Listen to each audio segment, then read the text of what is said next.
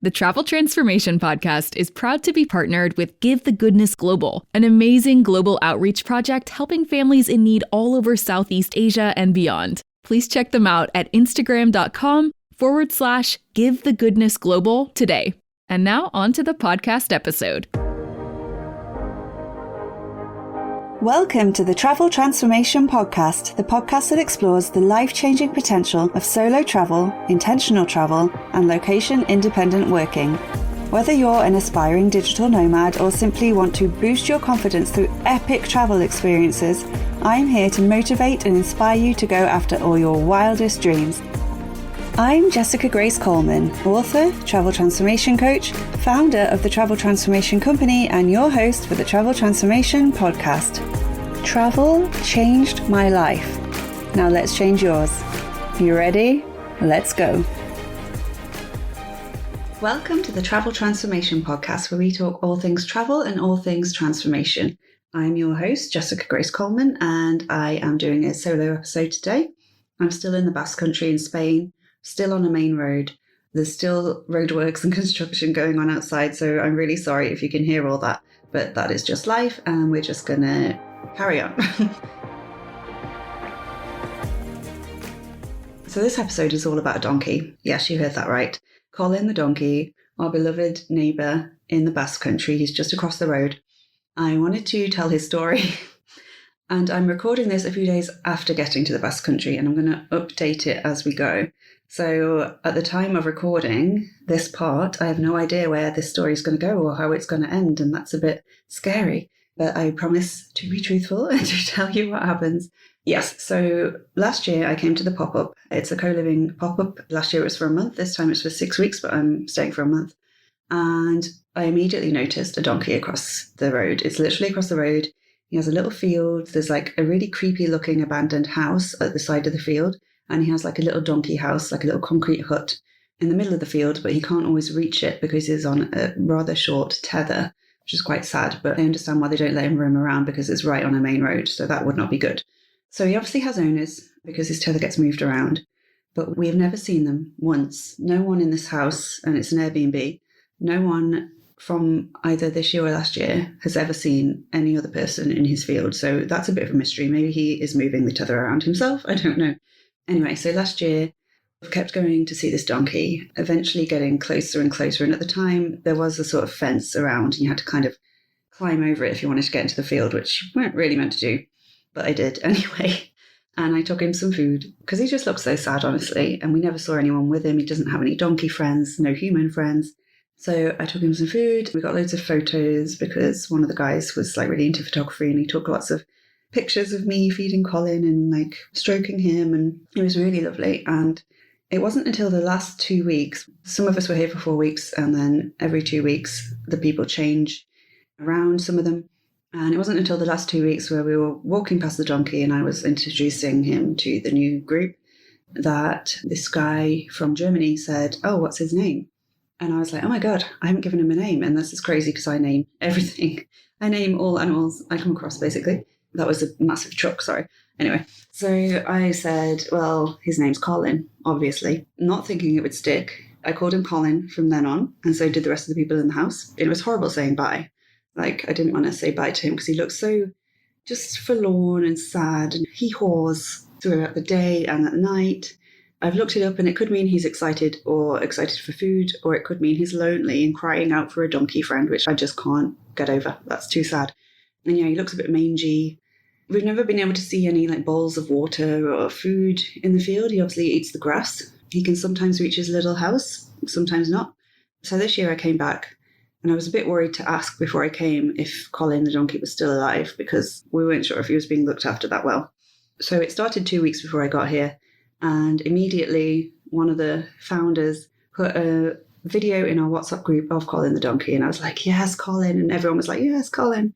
So I got here and I found out that a lovely lady called Germaine, who was here for the last 2 weeks and for these 2 weeks, has been looking after Colin. He's still called Colin. Everyone knows him as Colin. He has a bag in the kitchen with food in for him and it's labelled Colin. And she's been taking him food, like hanging out with him. So that was awesome to hear. And she was also worried about his welfare, like not seeing the water. He seems really lonely and sad. And if you go up to him and then you leave, then he'll like hee-haw at you. Sometimes run around in circles, obviously trying to get out of his tether. It's just not a good sight. It's like really sad. And I love going to see him. I go every day, but every time I go to leave, he like tries to follow me and he can't. And it's so sad. I end up like saying goodbye like 10 times because I can't bear to leave him. Anyway, so Germaine, before I got here, she spoke to a local animal rescue place, which I actually visited last year. They're not too far from here, like would walk there. It's next to this really nice cafe. You can sit outside. They have all kinds of really random animals that they've rescued from the Basque Country and surrounding area. Stuff you wouldn't expect to find in the Basque Country in Spain. And apparently they have a donkey now. So she immediately saw this donkey and was like, oh, Colin could have a donkey friend. And she spoke to the guy, and he is hopefully going to come and check out Colin and his field and his circumstances. And it's a bit of a weird one because obviously he has an owner. But most people say around here that people don't own donkeys as pets. They own them as like lawnmowers, basically. And I did suggest maybe clubbing together with the housemates to buy this person a lawnmower so we could take Colin. But he's going to hopefully come and do a bit of a welfare check. I'm not sure when. And I'm going to meet up with him. There's another woman in the village who he's been talking to. She's going to try and find out if she can find out who his owners are, because we don't know, because we never see them. And yeah, it's one of those things where you don't want to be just rocking up to a place as a foreigner, thinking you know best and saying, we want to take your donkey to the rescue place. Like the guy said he would happily take him in if he could speak to the owners, but they're probably not going to want to get rid of their lawnmower. On the one hand, it's kind of like, it's none of my business. On the other hand, Germaine already set this in motion and he does look very sad.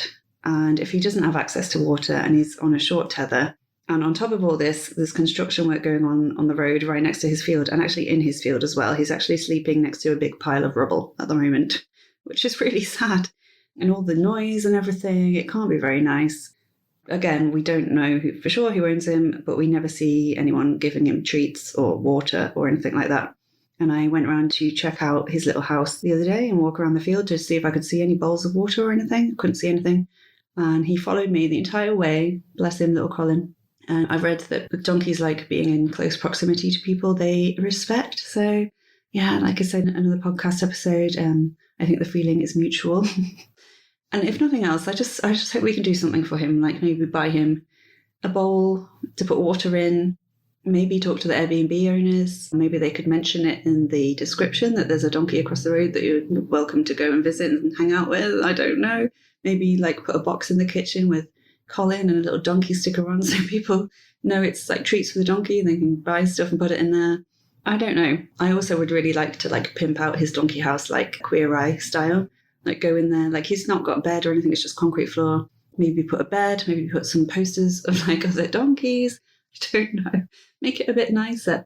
Because I have seen other donkeys, free-range donkeys in the area where they're just roaming around fields and they seem fine. I think it's just the fact that he's on a short tether and doesn't have any friends and possibly doesn't have access to fresh water all the time that makes it very sad. So hopefully we can find the owners. Hopefully the guy can talk to them. If they aren't treating him properly, hopefully maybe they'll get the message, or maybe this guy will offer to take Colin in and maybe they'll be like, okay, whatever, if they don't really care about him. I don't know. So that is the update at the moment. I am meant to be getting a message from this guy soon, but I haven't had any yet. But when I do, hopefully I'll be able to meet up with him and this other woman maybe who's seen Colin from across the road. It was really funny because Germaine put me in a WhatsApp group with them and they were all talking about the donkey and calling him Colin. When I named him last year, I didn't think that, it would stick. So that's quite funny. But yeah, so I'm going to keep you updated. I'm not going to release this episode until the end of my stay here, until we've got more of an idea of what is going to happen with Colin, or if there's anything we can do. There might not be anything we can do. But like I said, maybe there's little things we could do to make his life a bit better because it's just very sad. So yeah, that was part 1 of my update, and stick around for part 2 in a moment. Hi again. Okay, I'm recording this a few days later after my initial recording about Colin the donkey, and I have some updates. I met with Pedro from the local animal rescue place, and unfortunately they don't have the room to take Colin in there, but they do have their own donkey who sounds like a bit of a crazy lady donkey who's not too used to humans. so is running around a bit and could do with some calming influence, aka Colin. But he was hoping that maybe we could approach the owner, ask about building a fence, although I don't think that would be able to be done for a while because they're kind of building on the land now or doing something with the land. There's a big pile of rubble next to Colin. But if maybe the animal rescue place could help them build a fence, help with money, maybe Colin could roam freely, and maybe they could get the other donkey from the rescue place to go and be Colin's donkey friend, which would be amazing. I haven't been able to talk to the owner yet, but who knows, he might be up for having a free donkey. I don't know. The guy from the animal rescue place, Pedro, was really nice. Bless him, he was in like a back brace because he'd had an accident, possibly for running around after the other donkey, I'm not sure. So he was a bit limited in movement, but he knows someone in the area who might know who the owner is because he knows everyone. And we might be able to talk to him through this guy. Yeah, I mean, the main concern is that he doesn't have any fresh water, and I did do a bit of an investigation of his field, and behind his little house, I found some sort of crates and buckets, and one of them was like quite a tall bucket, and it was full of water, but like dirty rainwater. It didn't look very appealing, but at least it's water, so that's something. But it'd be great if we could get him some fresh water, like every day, which doesn't seem to be happening at the moment. Another thing, I think I might have met his actual owner. Met is a loose word because he sort of drove past me on a tiny digger on the way to the rubble pile in Colin's field, but he saw me stroking Colin and sort of smiled at me and did a little eat-all at Colin. Colin seemed really happy to see this guy. He was like running around. He was on his back, sort of rolling around in the dirt, which could have just been his way of cooling down. I think that's what donkeys do. But he seemed pretty happy, so hopefully he's a good owner to Colin. Basically, we hope we could get him a little fence, a little friend, and some fresh water. Again, not sure how feasible any of this is. If the guy can contact his owner and be in touch with him, maybe make some suggestions, maybe ask if he wants another donkey, maybe that would be a good ending, but it might take a while. I don't think this guy from the animal place has this guy's number and is in a back brace, so he can't keep coming down and knocking on his door. Maybe I should find a Spanish speaker and go and speak to him by himself, but I don't think that'll be very good coming from a random foreigner who's just rocked up and started talking about his donkey. But yes, all we want is the best for Colin, and if we could get in some fresh water, that would be amazing. And my friend, that would be beyond amazing. So I'll keep you updated and see what happens. Actually, I went to see Colin this morning to give him some breakfast, a little treat. And as I got there, I saw some people sort of walking off into the distance with the dogs and no one from the house where I'm staying. And Colin was just standing there with half a baguette hanging out his mouth. He obviously has friends in other places, and we never noticed anyone taking any notice of him before. But since we've been here, like several of us from the house have been going to visit him every day just to like hang out with him, stroke him, occasionally give him a treat. Maybe the other people have seen us do that. I know there's a lot of construction workers who've been watching me go every day and being like, what the hell is she doing? Because I don't think they're very affectionate with sort of donkey type animals around here. They just have them to mow the grass and that kind of thing. But who knows, maybe some of the villagers have seen us hanging out with Colin, stroking him, seeing how tame and lovely he is, and have decided to go and say hi to him as well. So hopefully that's the case. Hopefully he will be less lonely going forward, because that's the main thing. We want him to be healthy and happy. And if we can get him some water and some friends, I think that would be a really good outcome. So that's the update for now. Germaine and I, the other lady who is interested in Colin's welfare, kind of keep in contact with this animal rescue guy. But yeah, it is one of those things where you don't want to just come in and disrupt things that have nothing to do with you. It's none of our business. But at the same time, I'm not the kind of person who turns a blind eye to potential cruelty. I don't think it's cruelty. I think it's more neglect, if anything. But again, I think that's just how animals are treated around here. It's not ideal. If we could just get him some fresh drinking water, I'd be happy with that. So let's see. And I will stop rambling now. Hopefully you can hear this a bit better. I'm recording from the chapel, which is the Zoom room in the house, and it's amazing. I'm going to put some photos and video on my social media at Travel Transformation Coach on Instagram. And yes, I will be in touch with hopefully with some more news soon. Bye. Okay, I'm back and I have got some updates for you, some Colin donkey updates. So I just want to apologise again for the sound. I'm recording in my bedroom again and the cars are going back and forth, but there's no construction work this time, so that's something at least.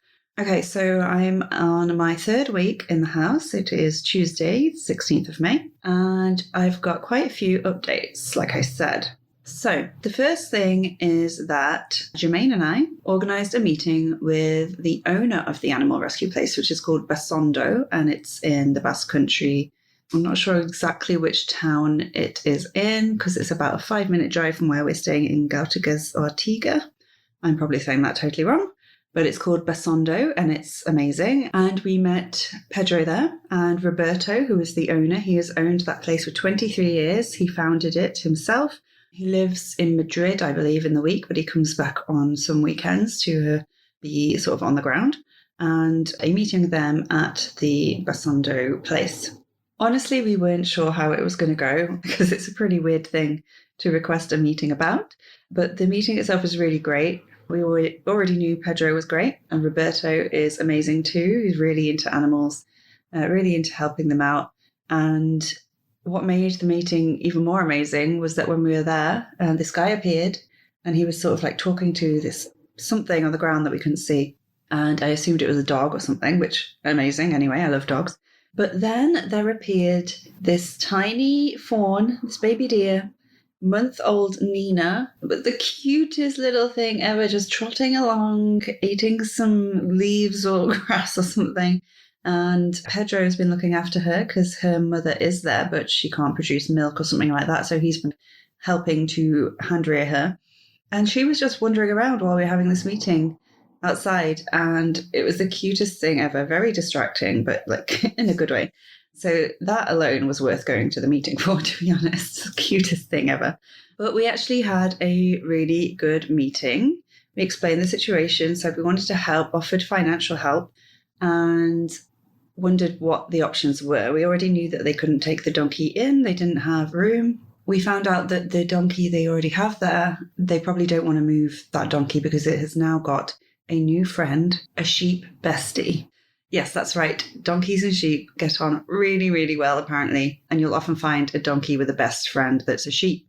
And this is just the cutest thing ever. The animal rescue place also used to have an old blind camel. And again, I'm not sure why they had a camel in the Basque Country. They've just been rescuing animals from the area. And someone obviously had a camel and didn't know what to do with it. And that camel became best friends with a lamb, baby sheep. Oh my God, I can't. It's just too cute. Anyway, so the idea of maybe putting the other donkey with Colin was like, it's not really on the table because it's happy with its sheep friend in the animal place and we don't want to wreck that. But they came up with another idea because they have a spare sheep. In their words, they have a sheep we don't need. And they would be willing to give it to this guy if they could help him build a fence because the field as it is doesn't have a proper fence and it's also on a main road. So obviously that's a huge no-go. Plonk a sheep there if there is no fence. Like a little electric fence, which is what most fields have around here, wouldn't necessarily keep a sheep out, we don't think. He said they'd need like a big proper fence. They build all their own fences at the animal place. They have the tools, they have the equipment, they have the materials, they have the knowledge, they know how to do it. So they could help build a fence for the owner and give him a sheep to be Colin's best friend. I mean, hopefully, I'm just assuming that Colin will love the sheep, but you never know. I also don't know how old Colin is, so we don't know how set in his ways he is. That's another thing I need to find out. So yeah, the meeting was very fruitful, but something else came out in the meeting, which was very unexpected. Bearing in mind, I've only just met Germaine, who is the other lady organising all this. And actually, for most of the time she's been here, she hasn't been here. She rented a car and she went travelling around the area. So I literally only met her 2 or 3 times, maybe. And so then we went to this meeting for an hour and we asked the guys at the animal place, we were like, it would be great if you could help us with this, or at least, try and help us. We don't know how far we'll actually get with the owner. And then we said, what can we do in return? We'd happily provide financial support, donations, pay for the fence, pay for the sheep, anything like that. We said, what do you need? And the guy said, what we need more than money is help spreading the word about the place, like spreading awareness, doing marketing. They have a website at the moment, but it's only in Spanish and Basque. It's not in English or any other languages. They have social media, but again, it's only in Basque or Spanish. and it's not updated very much. They have a tech guy who does that stuff for them, but doesn't update things really. And they were also interested in maybe partnering with animal places in the UK and the Netherlands. Germaine's from the Netherlands. And just help spreading the word, getting people to visit, all that kind of stuff, and asked if we could help with that. And we were like, yes, of course, that would be wonderful, because we already love animals. We love helping animals, and we want to help Colin, and we want to help the animal place as well. So it was a win-win. I just want to interrupt this awesome podcast episode for a moment to tell you about Write Your Life, the ultimate life hack for achieving your dreams by Jessica Grace Coleman, a book that teaches you how to design your dream life and then go live it. Life is what you make it. Life is what you write it to be. And you can write whatever you want. Let me show you how. The Write Your Life method gives you all the tools and techniques you need to identify your ambitions, plan your goals, and ultimately achieve all your wildest dreams, all while having fun and getting creative. And you don't need to be a writer to benefit from the Write Your Life method. This book can help anyone, anywhere design their ultimate dream lifestyle. Get it now from Amazon or head to www.traveltransformationcoach.com/books. You'll also get a digital copy completely free when you sign up to the Flip the Script Academy at traveltransformationcoach.com/academy, where we teach you that life is short. So let's make sure it's nothing short of amazing. And now let's get back to the Travel Transformation Podcast. So we kind of joked that we sort of left the house for an hour, Germaine and I, and somehow accidentally created a side hustle to do with helping animals and helping animal rescue places. And as the co-living we're staying at is called Sun & Co., I jokingly said, it could be called Colin & Co., our little side hustle. But I'm not sure it's actually a joke anymore. I think it's actually happening. So this is not something we planned. But both of us have said that we'd really like to do something helping animals. And both this year and last year at the pop-up, I've had people ask me why I don't do anything to help animals as part of my job, because that seems to be my biggest passion. And I'm like, that's a good point. I don't know why. So maybe Colin & Co. could be a part of the Travel Transformation Company. I already partner with Give the Goodness Global, as you know, if you listen to this podcast, in Southeast Asia. Maybe this could be another partnership. Maybe you could donate some of my earnings to Give the Goodness Global and to Colin & Co., or just have Colin & Co. as a sort of separate thing to help spread awareness of animals and animal rescue places. I'm still trying to figure it out. Germaine's left now, but we're going to have a meeting soon online about how we can help the animal place with their marketing and all that kind of stuff, and with connecting them with other places. And we're going to figure some more stuff out for Colin & Co. then. Also, a Colin TikTok is still on the table. I'm still considering doing that. Maybe it will be a Colin & Co. TikTok, so it won't just be pictures and videos of Colin. It will be other animals as well. That would be quite cool. Okay. There was another update before we went to the meeting. I'm doing this a bit out of sync. So before we met up with Pedro and Roberto, Pedro did what he said he was going to do, and he talked to the neighbour who knows everyone around here, trying to find out who the owner is. And this got a bit dicey, I have to say, and I was a bit worried that we'd sort of stirred up something in the village and started some beef between the locals and the animal place, which is not good. It's not what we want, because he was asking about Colin's welfare, and the guy he knows he was talking about, as everyone in the area, apparently got a bit defensive and said Colin's owner is great. He looks after Colin very well. I don't think he called him Colin, though. And he kind of got a bit defensive about the whole thing, which I do not blame him for. So I was a little bit worried after that, I have to say. But then something else happened. It's a whole roller coaster, this.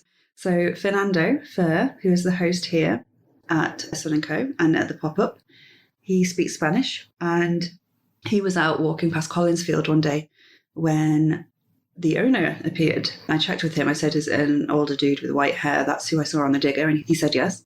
And he struck up a conversation with the owner, just casually, saying that we're staying in the house and people have been coming to visit Colin and give him treats, and basically asking, is that okay with him? And he was like, yeah. And apparently he was really happy that people here were visiting him and Colin was getting attention. So that's a really good sign. He said the owner was very nice to him. They had a nice conversation. And the reason the owner was there when Fernando walked past was because Colin had broken through his tether or something, the little tether that's keeping him in the field. and he'd been like wandering off in the surrounding fields, which is a little concerning because we are right next to a main road. As you can probably hear the cars going past, we get a lot of trucks going past. I think it's the main sort of road from, say, Bilbao and Guernica, like San Sebastian and that area. So you get a lot of traffic. And they go really fast as well along this road sometimes. Part of the construction work that they've been doing, they put up one of those speed awareness signs, which has like a happy face if you're going under the speed limit and angry face if you're going over it. And the amount of times I look out my window, and I look out my window a lot because I can see Colin from my window and see cars going past, creating the angry face on the sign is slightly concerning, considering Colin could be wandering around.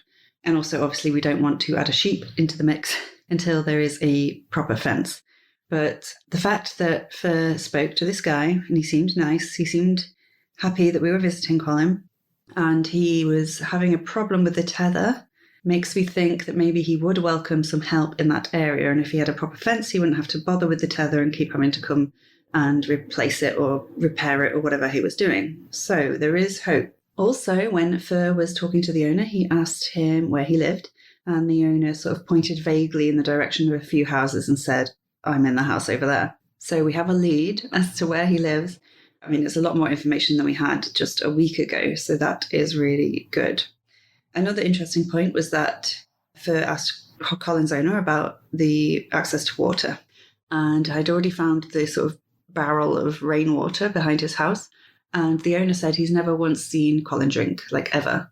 And I'm thinking, well, I wouldn't want to drink out of a dirty, filthy rain barrel with like muddy brown water either. But yeah, never mind. So I don't know if he's getting the water from the grass or if he's just an actual magical miracle donkey. I mean, that is the other option. That's the other explanation. So yeah, we've got a lot more information. I've somehow managed to start a side hustle called Colin & Co. with a lady from the Netherlands who I've just met.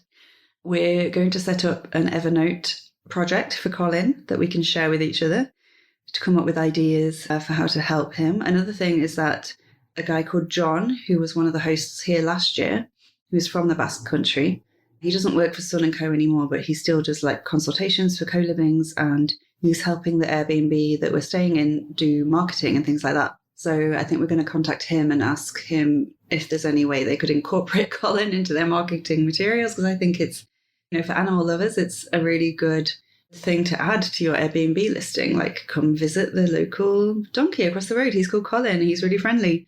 Maybe he could be added to the Airbnb welcome pack, to the description on the Airbnb. My friend Caitlin suggested I write a review on Google and mention Colin, and just mention Colin wherever I can, review it on Airbnb and everything else.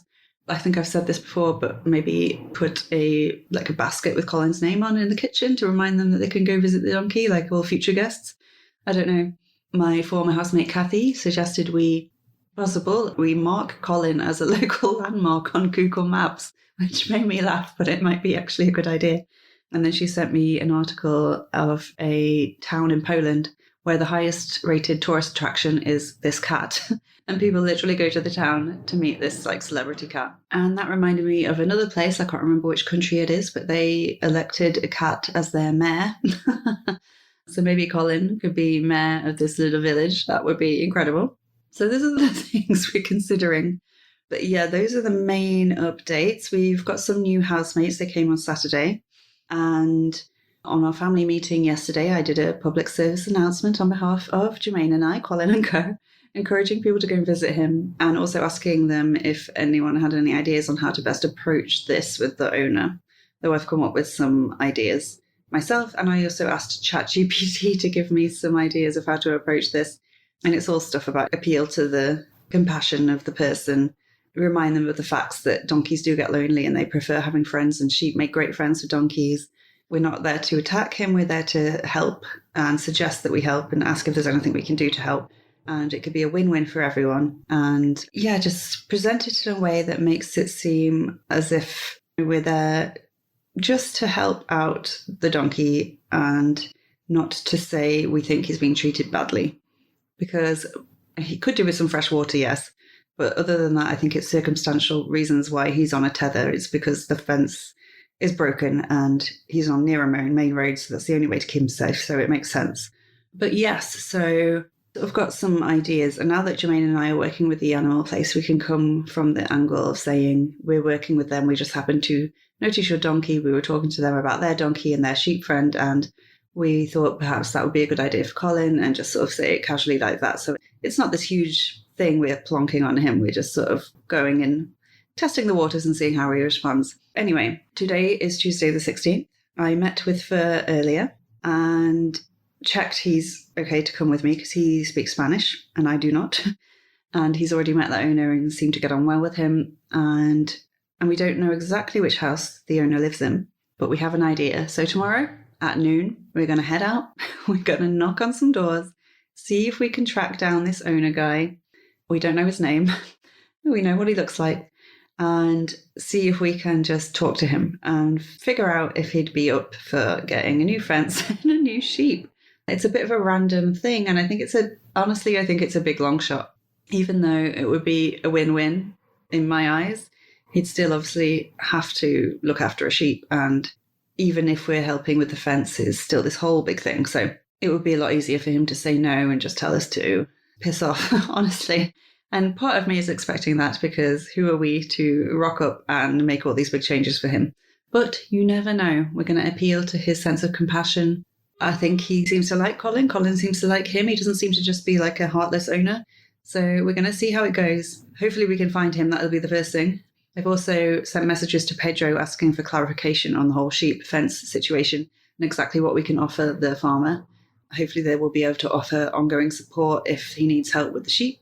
I've said that Germaine and I, maybe some of my housemates who are interested in Colin, would be able to donate money to cover the cost of the materials, even though they said it wouldn't be much, and also the cost of like the time and labour and all that kind of stuff. And yeah, hopefully we can reach some resolution together. But as I say, I think it's a long shot, so I don't want to get everyone's hopes up. I'm trying not to get my hopes. And who knows how this meeting will go tomorrow, if we can even find the guy. So that's all I have for now. I'm going to sign off. And the next time you hear from me, well, who knows what answer I will have for you. I'll either be telling you that Colin is getting a new sheep friend, or I'll be recording this from a different village because I will have been run out of this swamp with the villagers with pitchforks telling me to stay away from their livestock. I don't know. Anyway, I can only try. That's what I keep saying. And I said to Fur as well, at least we'll know we've tried if we go and talk to that owner. So let's see how it goes, and I will hopefully talk to you soon. Guys, I wish I had better news. Also, there's a fly in my room, so if you hear something buzzing around, that's what that is. I have tried to get rid of it. And I got rid of one, and then another one appeared. But anyway, so today is Wednesday, the 17th of May, and I've just come back from seeing Colin's owner. Yes, and you can probably guess by the tone of my voice and what I said that it didn't go as well as I would hope. But let's get into it. So I went with Fernando, who is the host here. He can speak Spanish. He'd already met the owner. And even though this is really not in his job description, I guess it's not really in anyone's job description, he agreed to come and help me talk to the owner. So we went to the house that we believed was his house, the one he'd pointed out before. And we met his wife, who said he was out talking to the construction workers down the road. And she seemed very nice.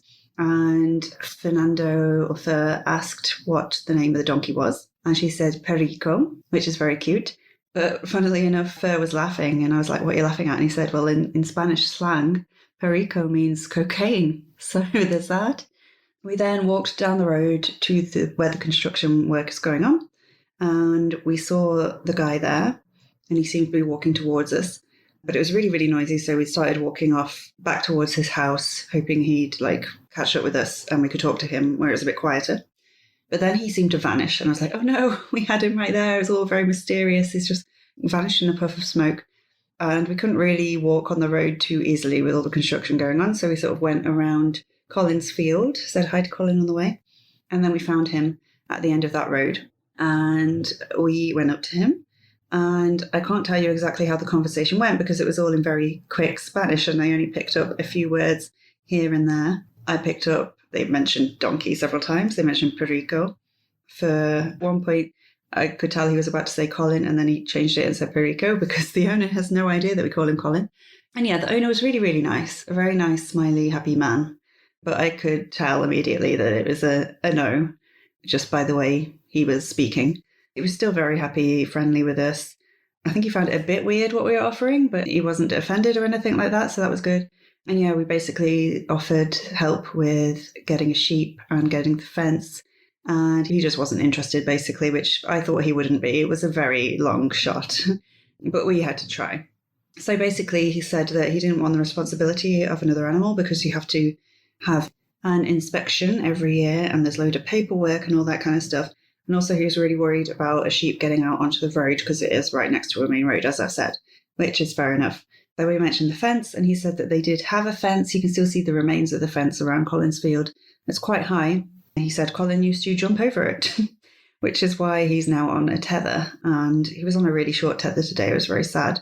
But we tried offering him this solution. I think he was grateful for the offer, but he said no, he couldn't do it, which is fair enough. And then I asked how old the donkey was, and he said 5 years old, which in donkey years I think is quite young, so he's a baby really. And he's definitely male because we weren't sure about that. And yes, before we left, they exchanged phone numbers and we left on good terms. And I'm really glad we did it because now he knows that the offer is on the table. He knows that the animal place, he already knew of the animal place. He sort of pointed it out on the horizon. He knows that they're interested in helping if he ever needs any help, and that they're willing to help with whatever he needs, whether it be a sheep, a fence, maintenance, help with Colin, anything like that. So at least he knows now. And he is in the middle of a lot of stuff, like the construction work that's going on is sort of going through his land, and I think he's having an issue with it. So there was a lot going on. So maybe he'll take some time to think about it, and in the future, who knows, maybe he'll take them up on the offer. At least he knows it's there, and we've sort of connected those people now. I sent a message to Pedro from the animal place explaining, and he was great. He was like, yeah, I thought he would say that, but maybe we can stay in touch and he can check up on Colin every now and then, and he could just check if he needs any help. And he's boots on the ground. So even when I'm gone, Fernando's gone, Germaine's already gone, we'll still be in contact with someone in the area who can keep us updated on Colin, which would be amazing. And we're still going to be helping Basondo, is the name of the animal place, with their marketing and spreading the word and all that good stuff. I looked on their website and you can sponsor an animal. They have their own donkey, so I'm going to sponsor their donkey on behalf of Colin, in Colin's name. You can be a friend of Basondo as well, like pay an annual fee to help out with money for feeding the animals and all that kind of stuff. So I'm going to do that. I'm going to put a website in the show notes. It is just in Spanish at the moment, but obviously you can use Google Translate to figure out what they're saying. And one of the things we're going to be helping them with, I think, is doing an English version of their website on social media. So I'm going to be meeting up with Germaine next week online to come up with a proposal to send to Basondo on behalf of Colin and Co., which is now a thing, thanks to all this. And we'll see where that goes. They've been so great helping with Colin, trying to help connect us with the owner and offering all these solutions when they really didn't have to. We want to help them in return, even though nothing came of it in the end. And there still might be hope, I think. We really want to help them. So I'll put their website in the show notes. Please check them out. And if you also want to donate some money or sponsor an animal on behalf of Colin, because I think he's captured the hearts of at least, well, quite a few of my friends and family anyway, that I've been posting on social media about him, as well as a lot of the people who are living in the villa this year and last year. So he definitely has some fans out there. Maybe one day he will be a Google landmark. He's young, so he's got time to get there and to be the mayor of the village. But yeah, I'm feeling sad that we couldn't offer him a friend because I do think he's lonely and the tether isn't ideal. But we did all we could to help, and we're going to continue offering help. Like I say, we've now connected the guy with the animal place, so who knows what could come of that in the future, and Pedro is going to keep me updated and maybe just try again in the future to see if he needs any help with anything else, which is all really cool and very nice. And yeah, I do feel sad, but I feel hopeful that something else could come from this, something good. We're going to help spread the word about the animal place, Basondo, and we're going to keep in contact about Colin. And yes, like I said, I messaged Pedro and updated him, and English isn't his first language, but I think in this instance is a good thing because what he said to me actually sounded very, very poetic, and I don't think that would have happened coming from native English speaker. What he said to me was, he asked for the contact details or, his name so we could contact him in the future. And then he said, I think that if we have to help Colin, the moment will come. My heart is connected and my attention will capture the moment. And I think that's a perfect way to end this podcast. I'll obviously do an update, do another podcast episode if anything else happens. But for now, I think that's a good place to end, with hope for helping Colin in the future and a new beginning for Germaine and I with Colin & Co, working with Pedro and Roberto at Basando Wildlife Refuge in Cortezubi, Basque Country, Spain. Thank you for listening. Please let me know if you want to help Colin or if you want to help the animals at Basando, and I will get you in touch with the right people and we can sort that out. And yes, thank you so much for listening. Colin really appreciates it. Or Perico, but I'm still going to call him Colin. Okay, thank you very much. And until next time, I'll catch you on the flip side. Bye. Thank you for listening to this episode of the Travel Transformation Podcast with me, Jessica Grace Coleman. If you enjoyed this episode, please rate and review and spread the word if you have friends or family who also want to transform through travel.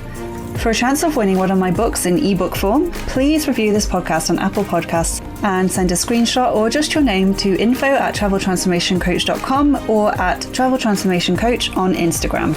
I'll be picking a new winner each month, and you can choose between any of my non-fiction titles, including Write Your Life, Write Your Year, and Intentional Travel Transformation. You can find out more about me at traveltransformationcoach.com, where you can also get your free travel transformation guide. And until next time, I'll catch you on the flip side. Bye.